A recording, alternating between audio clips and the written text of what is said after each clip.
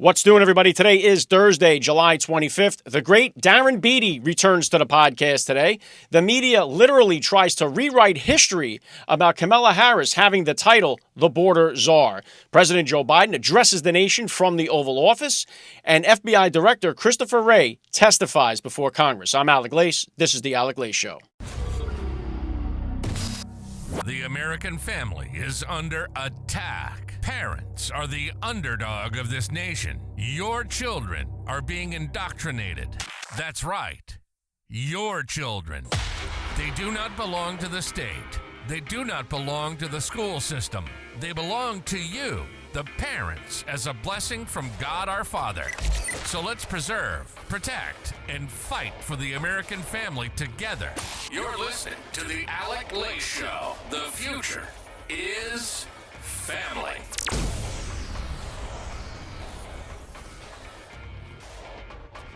All right, welcome everybody to the Alec Lace Show. I'm happy and honored as always to be here with you guys. Thank you for tuning in. If this is your first time watching the program, please get down there, hit the follow button, share the broadcast with everybody in your network, in your neighborhood, hit the like button while you're down there, and thank you for tuning in.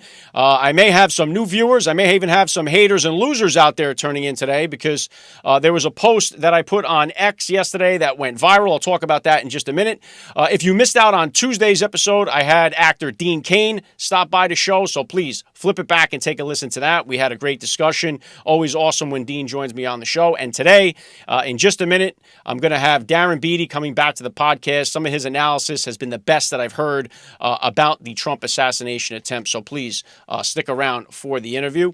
And you heard me say it yesterday. A clip that I posted on X went viral.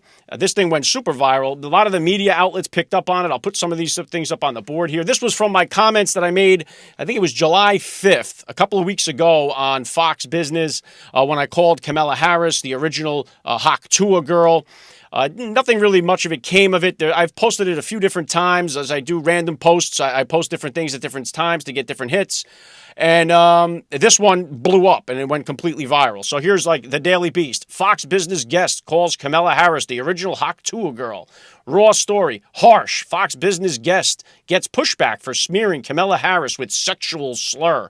And even TMZ got into the mix here. So all kinds of different headlines that went viral because the clip went viral. People were obviously engagement farming off of it, which makes sense because that's what you do with a viral clip. So the haters and the people that were on board, that loved it, thought it was a banger, were both using it to get their own impressions, which is how this social media works. And it was just funny to see so many liberals melting down about the words that I called Kamala Harris. Number one, obviously, because I call her DEI vice president, which she is. And I called her the Hawk Tuah lady because that's how she got where she is. So people were totally melting down. And by the way, the Hawk Tuah girl is one of the most beloved internet personalities of all time. So people, though, they seem to be so bent out of shape. They're hitting me with death threats and they're posting pictures of my family. And while they're telling me that I need to grow up, right? So it was kind of funny to see them clutching their pearls as they were so with the fake outrage and the fake hatred because of what I said. Now, just to back it up there, here's Joe Biden telling you that Kamala Harris was a DEI hire. Take a listen. Together we make history, not erase it. To me, the values of diversity, equality, inclusion are literally, and that's not kidding, the core strengths of America. That's why I'm proud to have the most diverse administration in history. It taps into the full talents of our country and starts at the top with the vice president. All right, so this is nothing new. Obviously, he has said this is why he picked the woman to be on the court, on the Supreme Court. He outright said he was not looking for the best person. He was looking for a specific type of color and creed, right? He was looking for a color, and it was going to be a female. And the same thing with his vice president pick. This is no secret. And the Hawk Tuah comment, Google Judge Joe Brown. Listen to him explain it. I'm scared to talk about Kamala Harris. I'm going to let you have that one. No, she's a witch, and she is a corrupt witch. She's been corrupt her whole life, and she fucked her way to the top. Oh, Lord. They used to detail this witch in the LA Times with her sexual escapades. She fucked damn near everybody trying to get up. She used to be a frat hoe when she was at Howard. And she ain't black. You know I ain't what got she nothing to do with is? this, Miss Harris. Why that she gets this tag on her. This is not secret knowledge, not something that's never been said before. But as I said, you had a lot of pearl clutchers that came out of the woodwork for this.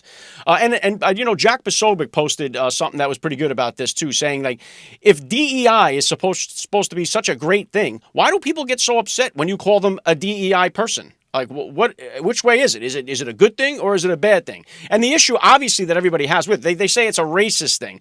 Yet we all called the Secret Service director, who now resigned in disgrace, we all called her a DEI FBI director, and it had nothing to do with color. So then they switch it to, it's just because she's a woman. No, it's because she's not the best qualified person for the job. That's what it's all about. That's all anybody cares about on the right, or the people that are against this nonsense. It has nothing to do with anything other than put the right people in place and don't skip over other people because you're trying to fill some kind of DEI quota. It causes nothing but disasters. I've spoken about this several times. And again, people are so fired up. It's like, even I said, the TMZ quoted me in their article. It's like, look, Biden and Kamala Harris, this Biden administration has destroyed our country. All right? They've caused chaos in our country and around the world.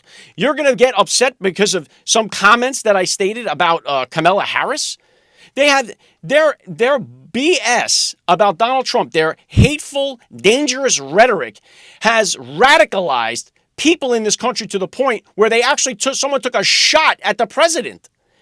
So they're calling him, if you're calling Donald Trump Hitler, there's nothing worse you could call somebody. And the media has been doing this for years. So stop with the pearl clutching about, oh my God, I can't believe he called Kamala Harris that. Enough is enough. And so I put it out there. It went viral. I don't want to spend too much more time on it. It had nothing to do, obviously, it was my own comments, people trying to hit Fox on it. It had nothing to do with anybody but me. That's what I said. If you don't like it, tough shit. I really don't care.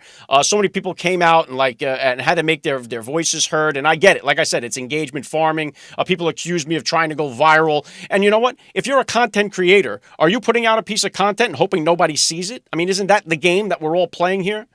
So anyway, just wanted to address that real quick. And I'm going to get to Biden addressing the nation in a second. But here's the media and what they do best. Axios and the rest of the media are trying to rewrite history now. They're trying to act as if Kamala Harris was never tapped as the border czar, when Joe Biden himself told this to the media. Right, but here's Axios. Here's their first article that they have. It says, the Trump campaign and Republicans have tagged Harris repeatedly with the border czar title, which she never actually had. Wow, that must be true. But if we look at Axios' own post back in 2021, what do they say? Why it matters. The numbers of unaccompanied minors crossing the border has reached crisis levels. Harris, appointed by Biden as border czar, said she would be looking at the root cause that drive migration. All right, so Axios calls, and rightfully so, that Biden tapped her as the border czar, appointed by Biden as border czar. So Axios even has it in their own article. So what does Axios do? Well, they have to rewrite history by that. They can't have that on there. So here's Axios now. Here's what they put at the bottom of the article. Editor's note. Check this out. This article has been updated and clarified to note that Axios was among the news outlets that incorrectly labeled Harris a border czar in 2021. You didn't incorrectly label her that. That's what she was tapped to be. And because the fact that the border is in such a crisis, it's the worst it's ever been in history, they have to try to separate her from the border because it's in total collapse. The number one issue right now that we're facing going into November on everybody's mind is the immigration problem. The illegal immigrants that have stormed across Biden's open border. And now Kamala Harris is attached to all of this, all of Joe Biden's failures in the White House, and she is the one who was actually tapped to be the border czar, even though she made the horrible comments, we've been to the border, but you haven't been to the border. Oh, and I haven't been to Europe. She's so out of touch. And again, you don't have to listen to her for too long to realize this isn't a person that got where she is based on merit. You have to be an idiot. If you listen to Kamala Harris speak for 1 minute and then you think she got where she is based on merit, you're one of the dumbest people that's ever existed on the planet. All right? And if you listen to her for half an hour and still believe it, you should be in Bellevue because you're nuts. And that's the truth. So don't tell me she got where she is because she's the highest qualified candidate. When this girl tried to run for president, she finished dead last and couldn't even make the primary. She couldn't even make the cut. In her own state in California, nobody voted for this woman. Nobody voted. She's unlikable. She's unelectable. And they're trying to beef it up now in the polls as if she's like the greatest thing since sliced bread. Oh my God, Kamala's running. If you talk to Democrats and you ask them who they want to replace Biden and run on the ticket, they'd name 10 people before they get to Kamala Harris. If they're being truthful with you, they would name 10 people before they got to Kamala Harris. Now, I don't know which 10 people that would be because the bench is so scarce, but they would definitely throw out Gavin Newsom, Michelle Obama, Hillary Clinton, Pete Buttigieg. You could go through Hakeem Jeffries. You'd go through a lot of names before you would get to a Kamala Harris. But here's Axios and the rest of the media trying to now rewrite history to separate her from the disaster that's happened at the border. And it's the number one issue going into November. So they got a lot of work to do because they're trying to cover up what a disaster she has been and what a disaster the Biden administration has been. And there's no question about that. There's zero question because you can compare just compare your own life now to 4 years ago, right? And you can easily see we have a paper trail here. We have a lived experience of both presidents. All the momentum is on Trump's side. And it's because Biden has been a disaster. And here, I'm going to play this clip here. Biden addresses the nation, which, by the way, makes zero sense. And again, I'm going to have Darren Beattie on here in just a minute. Biden addresses the nation last night from the Oval Office. The question is, why did you not do this in the first place? Why did you send out a tweet and let everybody know that you weren't going to run for re-election? You do it in like the thief in the night. You throw out a tweet. What in the world was that all about if you were going to address the nation from the Oval Office? Why didn't you just do that in the first place? Now, it kind of sounded like when he first started out that he was going to say he was going to resign. And I think maybe a lot of people might have thought that too, but it sounded kind of the way he began it. It sounded like he might be saying that. And boy, it's one of those catch-22s. Should Biden resign? 100%. He's not mentally fit to, if that's the case, and he's not mentally fit to run for re-election, why is he mentally fit to run the country? So he should resign. The problem with that is that we get President Kamala Harris, and then we're even in worse shape. Again, these people are destroying the country here. So they tried to shoot and kill President Donald Trump. We're facing some serious trouble here in this country right now. And we've got to right the ship and get Trump back in office. But can we do it safely? That's going to be what remains to be seen because who knows what's liable to break out here. Now you had FBI Director Christopher Wray testifying before Congress. And I'm going to play too many clips because I want to get to the interview with Darren Beattie. But this is what I thought was very eye-opening here. Congresswoman Victoria Spartz, who I've had on the podcast, she's one on the poster right there behind me. She asks a question, and Christopher Wray answers it completely differently. And maybe says the truth out loud here, right? Take a listen. We'll understand the record that you had no confidential human sources that went into Capitol on January 6th. As I've said consistently, I'm not going to get into where we have or have not used confidential human sources. I can tell you that if you are asking if the violence at the Capitol on January 6th was part of some operation orchestrated by FBI sources or agents, the answer is no. No, I didn't ask you that. I asked you, so did you... Victoria Spartz did not ask, Congresswoman Spartz did not ask him a question about if the FBI was involved in staging January 6th, but he went right there. And it was almost like, whoa, nobody's asking you that, right? So it sounds like one of those truth thou protest too much, whatever that freaking line is there. But it seemed like all of a sudden he was admitting the... Now, January 6th is their incident, their go-to thing, right? They have to go to it because in the hundreds of maybe thousands of rallies that Trump has had since 2016, the only one where there was ever any violence was January 6th. So they have to use that. It's not like there's repeat offenders. Like every time these people get together, there's a riot, right? The only one time it happened, right? Wow, what a coincidence.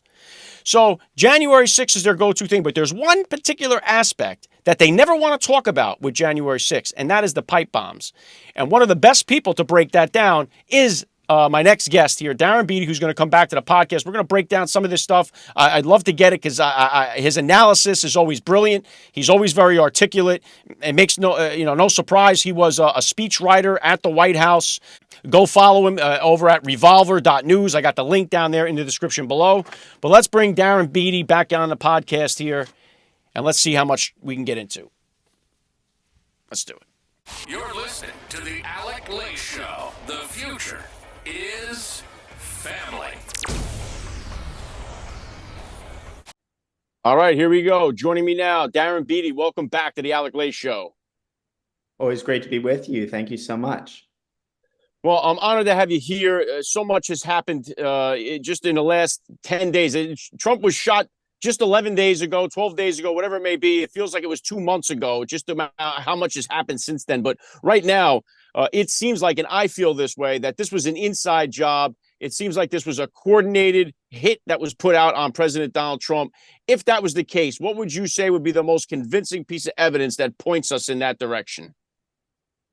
Well, it's a very troubling topic. And I think to some degree, the general population has something what I would call like a psychological immune system. And the regime takes advantage of this. It's a underexplored asset of the regime. And that's to say that people don't really like confronting the darkest possibilities,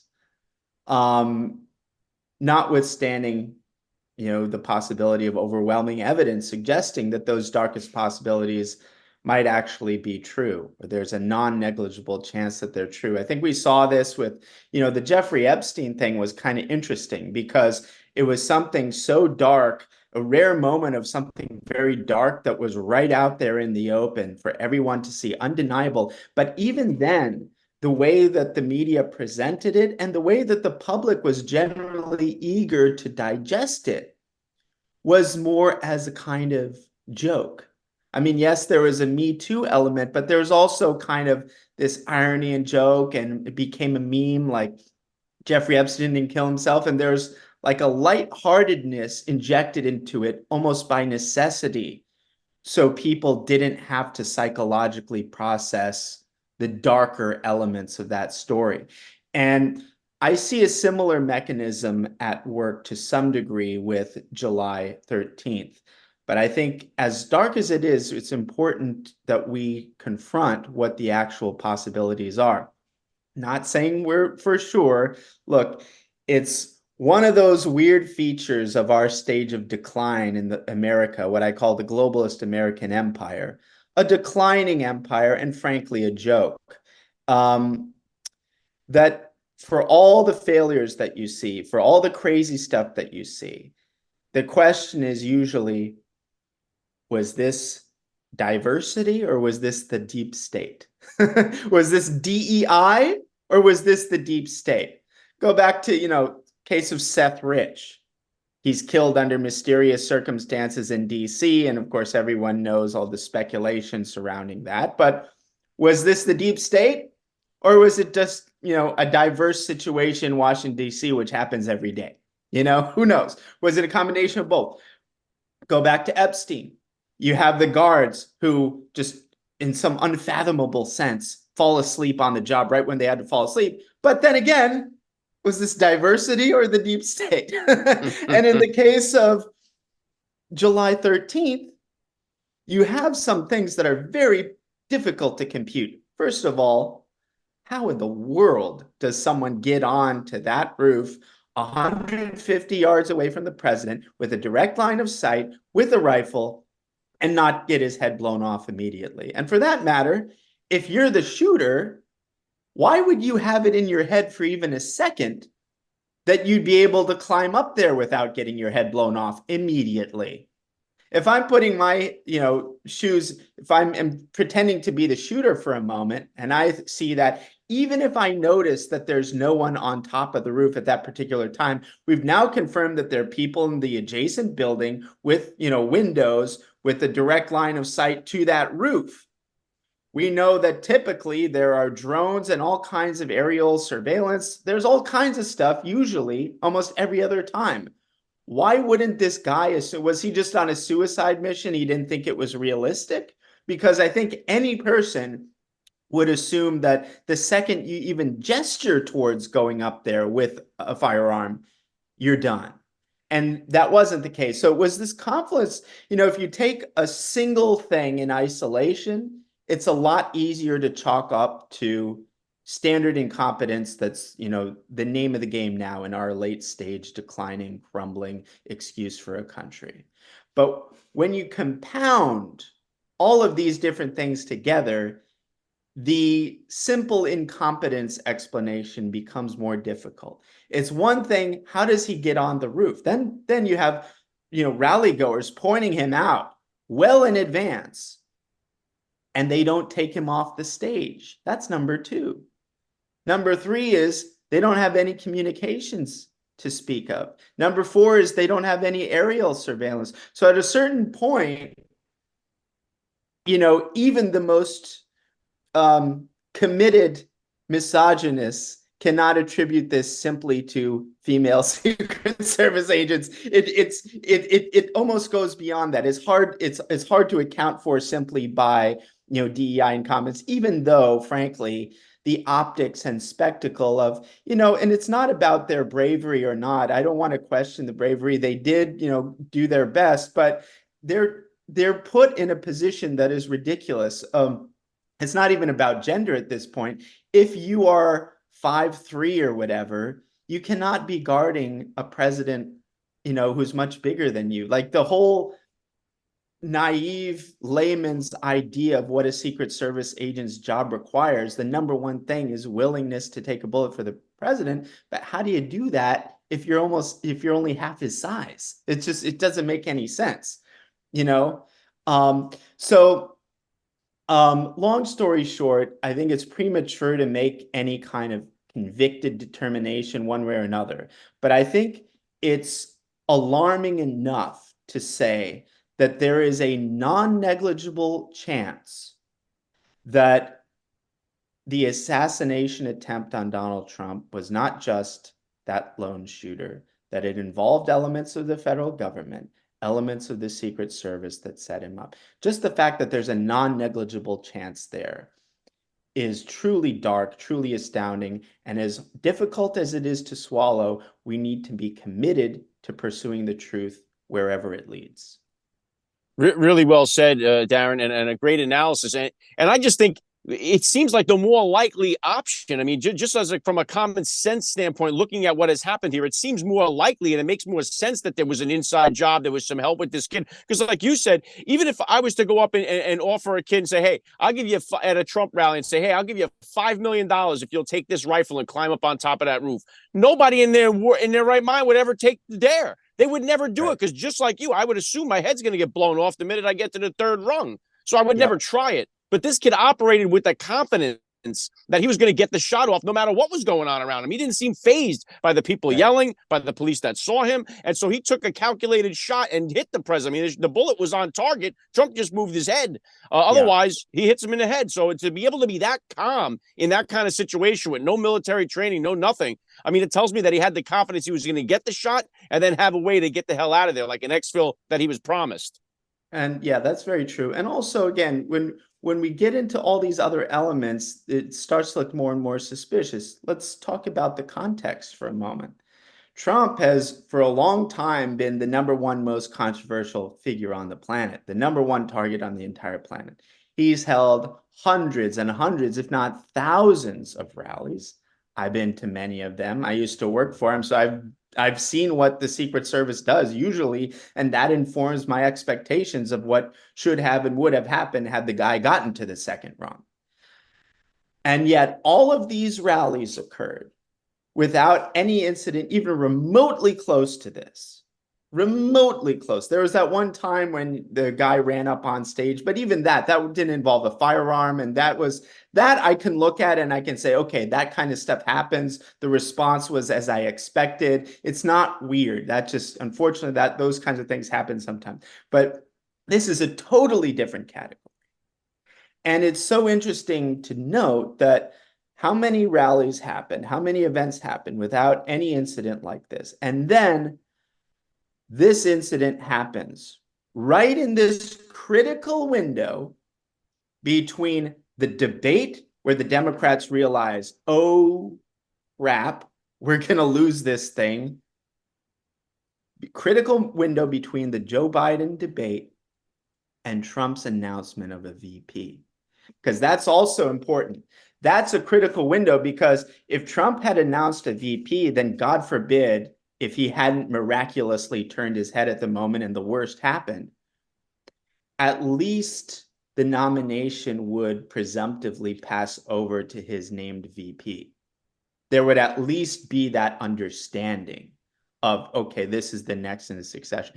But the attempt was before he named the VP, meaning the regime could have and likely would have done a full court press toward someone like Nikki Haley as a uni-party kind of consensus, a unison candidate, and they would have gladly allowed Nikki Haley to beat Joe Biden as a consolation prize to Republicans in the country. That would have been such a neat and clean solution. So I think not enough is said about that critical opportunistic context of what that critical window was, not just after their oh crap debate moment, but before Trump announced the VP. That would have allowed the system to take maximum advantage of that blank slate situation in order to install whomever they wanted. Yeah, I had not heard that. And again, it's another one that points more towards likely an inside job. Makes more sense. Like, it gives a little bit more to the motive of why they would do it during that time period. And I think that's a good point. I just think now we did hear, I think it was CBS reported that Trump is no longer going to do outdoor rallies now moving forward. So if that is the case, then it makes me kind of sad that they won. They have forced him to now. We saw the one down in Wildwood, New Jersey, 100,000 people or 80,000 people, whatever it was. He holds these massive outdoor rallies, and now Trump is going to have to change. He's going to have to conform, and I think that part of it kind of sucks that we allow them to win in that sense. But I guess because if it's this bad, they're admitting that they can't do their job to protect them outside. Then I guess it's better for President Trump. But it kind of sucks that they won in that way. Well, absolutely. Look, the rally is the absolute sort of essence of Trump as a political phenomenon. The rally is, really embodies all of the characteristics that have distinguished him from other typical politicians, and that highlights the source of his power and legitimacy, which is his direct connection to his supporters. That's why they haven't been able to get rid of him, because so many of these other politicians, dare I say, pretty much every politician other than Trump, is eminently interchangeable. The script stays. The politicians can change. Who's reading the script doesn't really matter that much, because it matters that they have the media support, that they have donor support. As long as you put someone in there who is reasonably articulate, who knows the right talking points, you get more or less the same thing. Trump has been the only politician in a long time, and this might be because he's not deep down a politician at all, who is not interchangeable. Who is, and that's why they haven't been able to push him out of the Republican Party. And that's why the Republican Party has had to make peace with the reality that as long as he's around, he is the standard bearer, because he is the one guy who's not interchangeable. And it doesn't derive from the fact that he has the right policy positions or this or that. It has nothing to do with that. And I think it emerges from a much deeper and kind of more primal aspect of what leadership is. It's like the whole instinctual reaction that he'd have to getting shot, and maybe there being more shooters to get up and fight in the fist thing. Those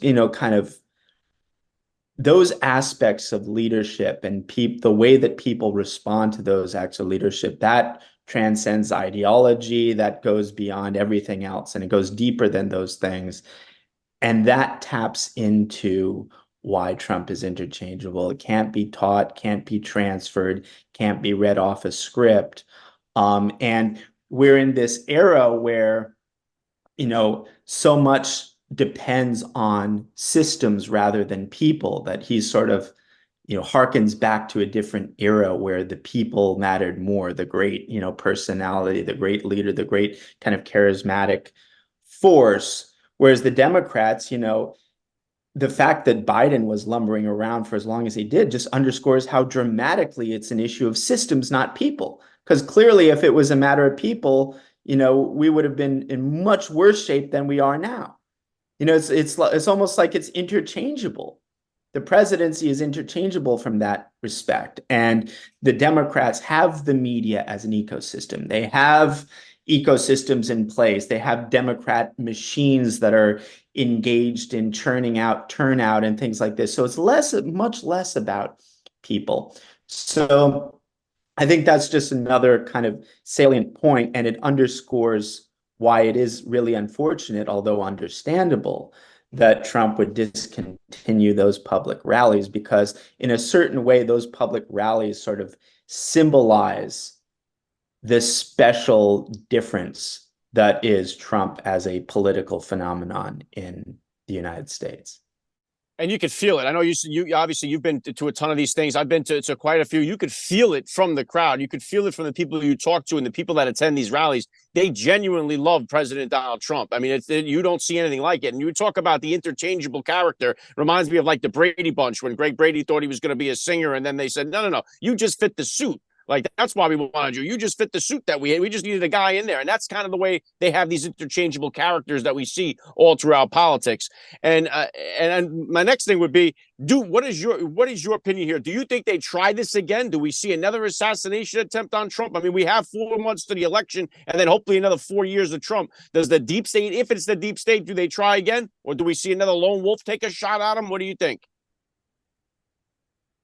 It's difficult to say. If I had to guess, I would suspect not. But you never know. I mean, you never know. And, it looks like the Democrats are now kind of reinvigorated by Joe Biden's departure, and the media is it seems like they're going to shift. They're not in panic mode anymore, and they're going to shift to the typical all hands on deck promotion of Kamala as, the next Obama sort of thing, and hope that can carry them over. So far, her polls are not looking that great, but we still have to see the campaign style of Kamala, see, what approach she takes. Is she going to take a kind of maybe more center-left approach, which would be the intelligent move on her part? But there are a lot of competing forces. And again, part of Biden's advantage, this is one of the reasons I was kind of surprised they got rid of him. And it seems like it wasn't just like Biden got less stubborn and relented. It's very clear there was some kind of catastrophic medical episode that forced the hand. It wasn't just like Biden read the New York Times and he's like, oh, well, the New York Times doesn't like me. I guess I'll go. I guess after much, this is something major happened, and it was, there's no other choice. But he lasted as long as he did because he had a lot of advantages in there. One of his advantages was that being this old kind of legacy lame duck candidate, lame duck president from the very beginning, he was able to delay or allow the Democrats to punt a lot of really intense underlying fissures within their party. Fissures pertaining to things like the Israel-Palestine issue. And I know there have been a lot of Palestinian protesters, but the situation would have been a lot worse had it not been someone like Biden there to kind of say, let's defer that fight to later.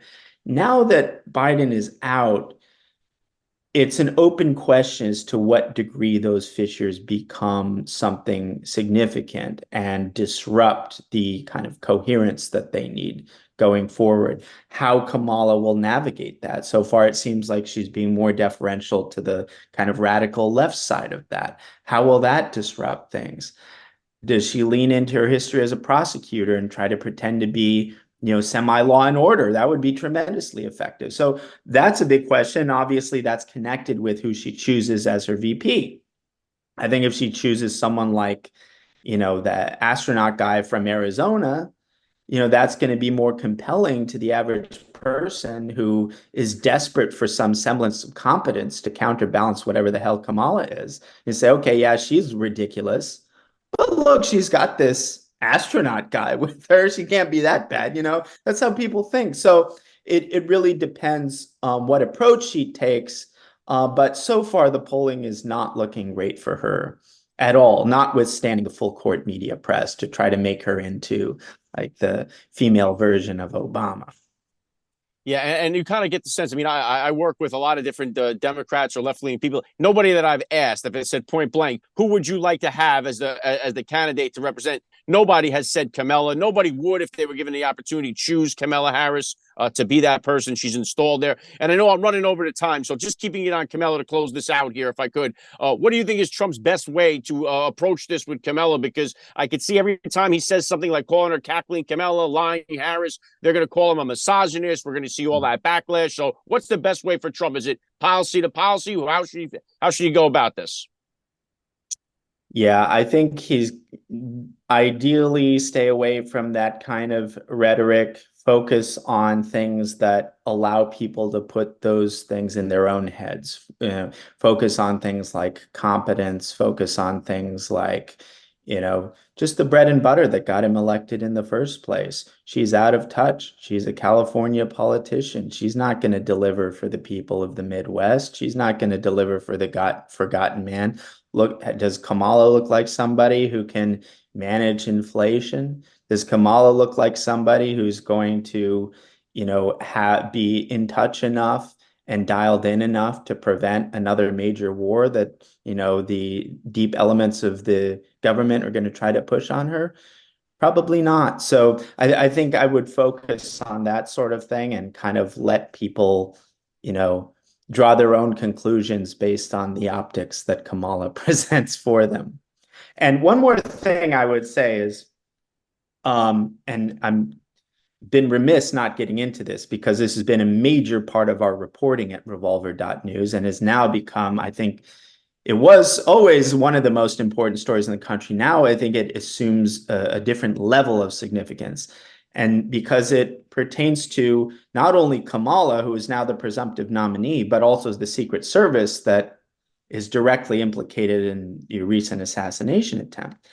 And that is the DNC pipe bomb issue. And that's a whole separate conversation. So we'll have to get together later. But I encourage people, you go to revolver.news in the exclusive section, read our pieces on Kamala and the Secret Service, because you're starting to see fact pattern emerge that links the January 6th operation, which it was, I'm 100% convinced there, to July 13th, which may have been an operation. I think it's premature to say either way, but there are some very dark and suspicious linkages. And you see the similar kind of pattern of, okay, if it were one thing in isolation, it might make sense, but one thing compounded on another, then within this suspicious context, that's precisely what you see with the pipe bomb. Long story short, Kamala's Secret Service missed a pipe bomb in a sweep at a time that they would have to miss it in order for the operation to work they say they would. It's inexplicable that they missed it. Then we know from surveillance footage that when the bomb was pointed out to them, they basically didn't do anything. They sat in their cars for 2 minutes. They got out of their car. They let a group of school children cross the street right by the bomb. And then after that, they go through this spectacle of having a bomb-safe robot defuse the bomb that just minutes earlier, they allowed a bunch of kids to walk by and they stood by as though it posed no threat at all. So the natural conclusion to that is that Kamala's Secret Service details somehow knew that those bombs were fake. How would they have known that in advance? And, there are a million other questions about the pipe bomb. But again, this whole universe of reporting, people have to go to our site, revolver.news, to get informed. Now is a critical time to get informed of that. But let's look at Kamala's response. What have they been trying to tell us, shoved down our throats for 3+ years now?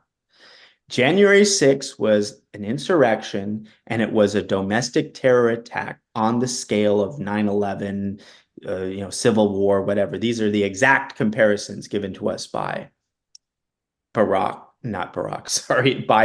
and Kamala.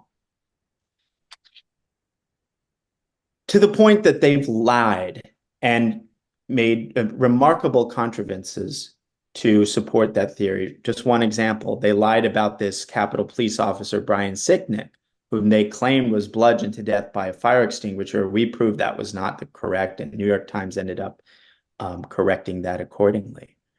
But one thing that they wouldn't have to lie about was that Kamala Harris actually was in the DNC building as the pipe bomb was right outside and as the pipe bomb was discovered.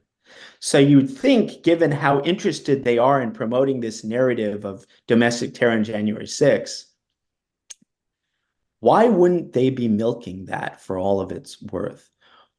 Why hasn't, especially now in light of the recent attempt on Trump, now Kamala could easily balance it out by saying, hey, I know Trump was narrowly missed assassination, but I was in that position too.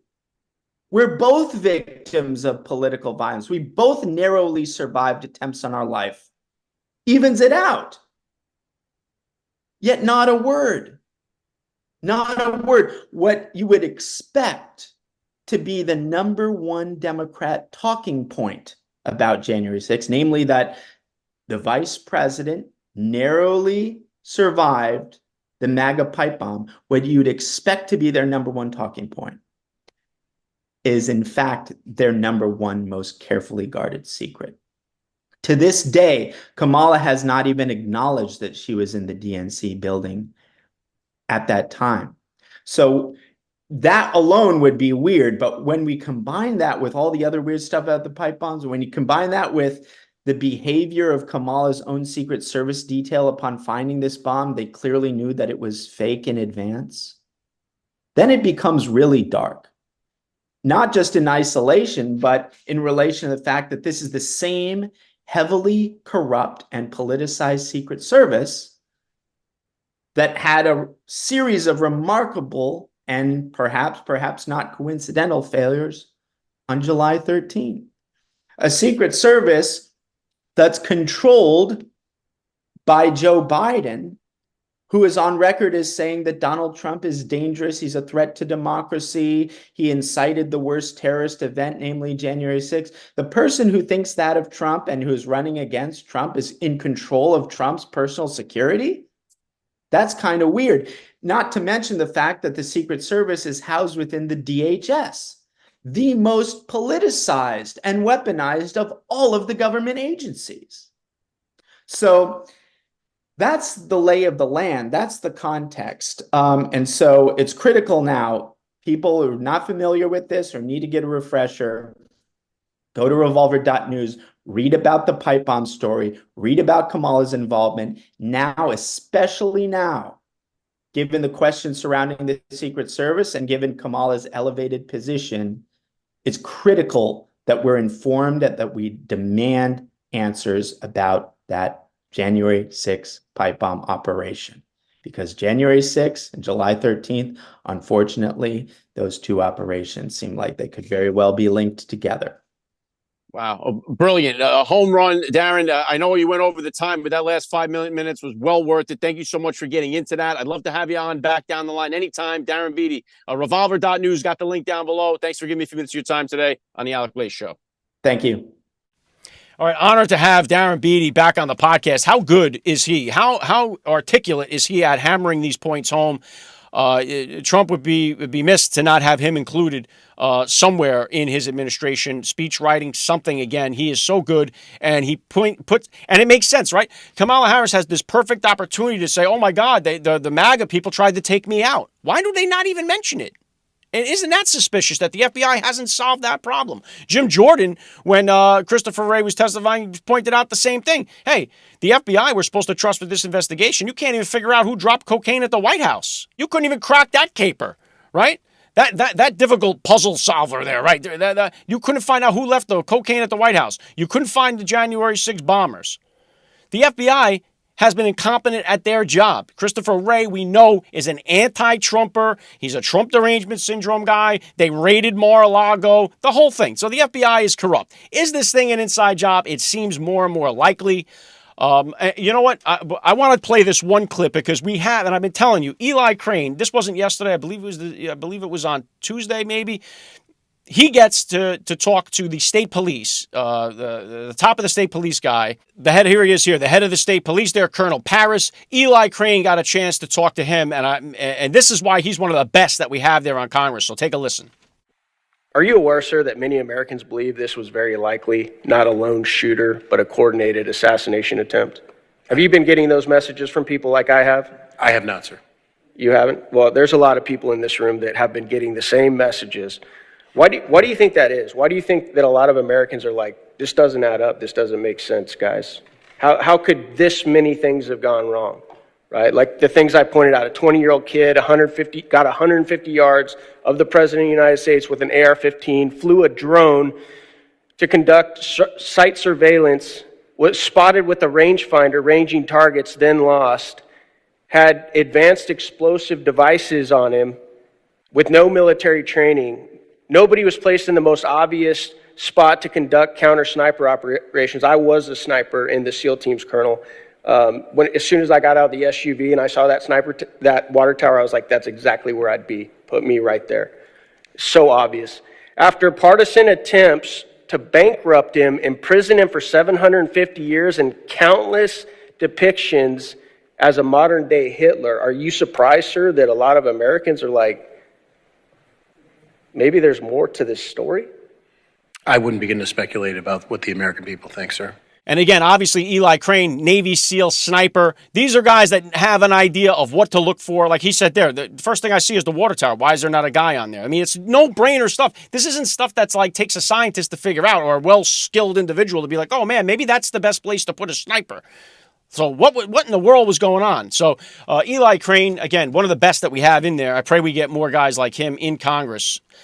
So anyway, what did you think about the interview with Darren Beattie? Hit me with a comment down below.